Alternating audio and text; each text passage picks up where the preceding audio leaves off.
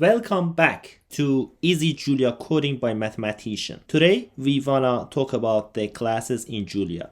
You might be familiar with Python or some other object-oriented programming language such as Maple. They've got some structural class, and class can be thought as an object or type of variable which have got some data and some functions stored in it. Here we've got a simple example in Python.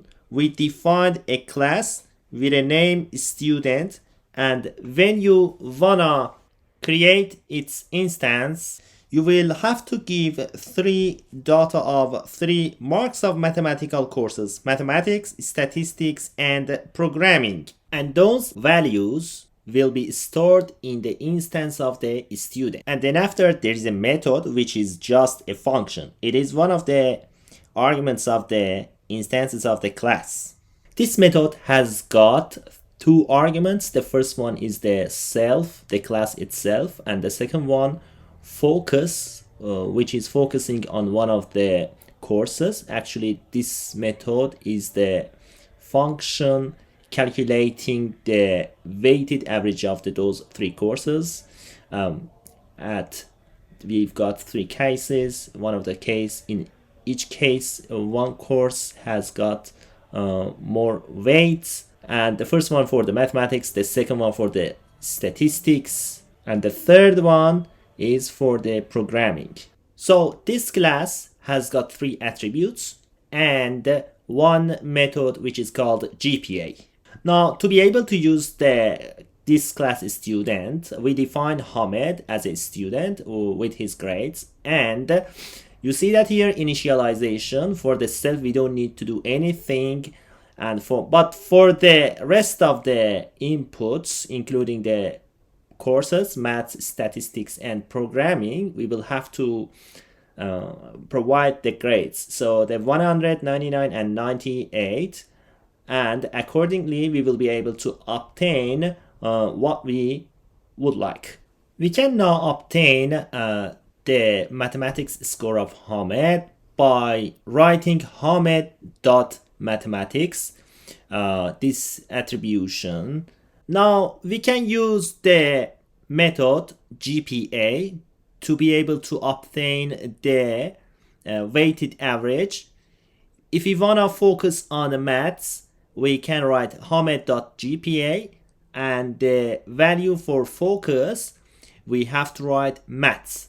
So we will be able to obtain the weighted average for the grades of the Hamed. We are also able to obtain the weighted average for the other courses as well. Now, if this method was a normal function, we would write GPA parentheses Hamed comma math, something like this. So we were able to obtain the weighted average of the Hamed's mark focusing on mathematics. Now let's run this code and let's see what happens. So we see the Hamed's maths attributes here in output, which is 100, and also the GPA related to the focus on maths, which is 99.25. and the other GPA focusing on programming is just 98.75. Now, this was almost the story of the class in Python.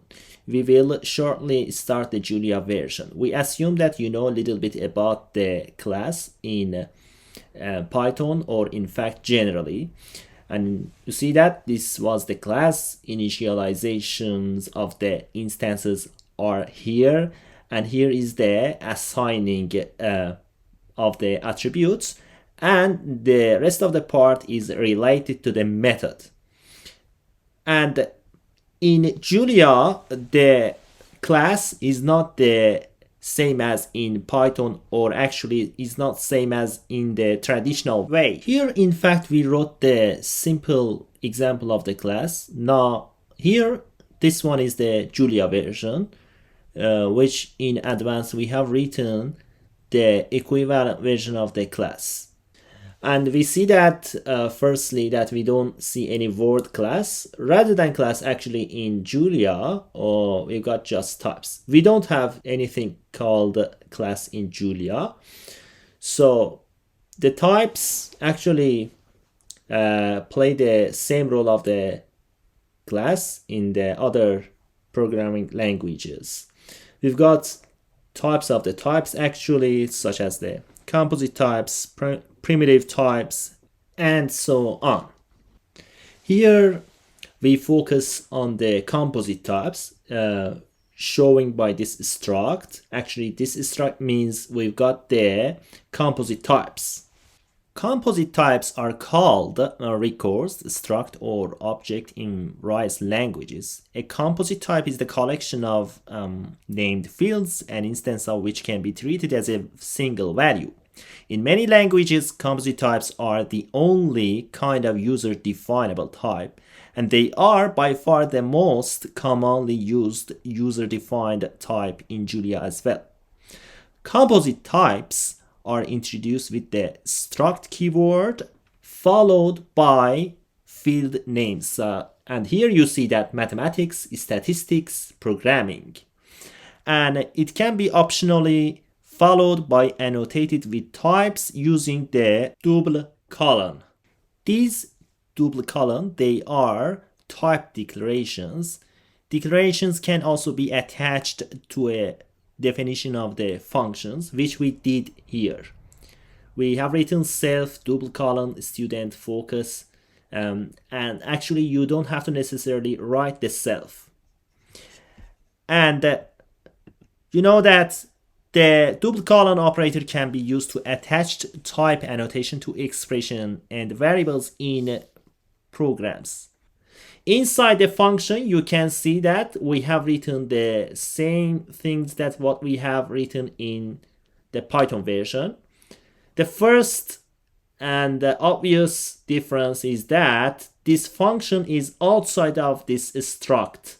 So struct has been ended with the word end, but this function is outside of this struct. And calling the one example or one instance in the same way, Hamed equal to student with entering the 3 grades. And here obtaining the attribute of the Hamed, the mathematics one, can be obtained like in the same way that we did in Python. But for the GPA, you see that it will be just a normal function because it's not method. So it's just normal function. So we can write GPA parentheses Hamed, comma, and the value for focus. So we can obtain the weighted average for the first case. Now we will see that if we compile this code, we will get the same output as we saw in the Python. Now I'm gonna have a new terminal, and if I write Julia,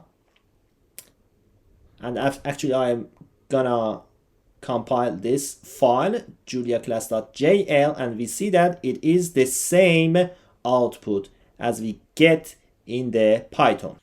So to wrap up, there is no class in Julia. You see, you have composite types, and composite types just stores the attributes. You see here, you don't have methods in Python or Java sense. You use normal functions.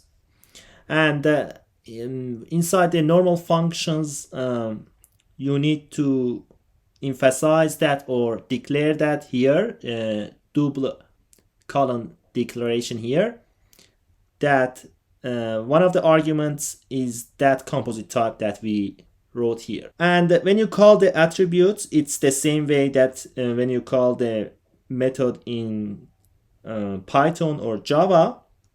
And actually, for the calling the function or method, you don't have to write hamed.gpa.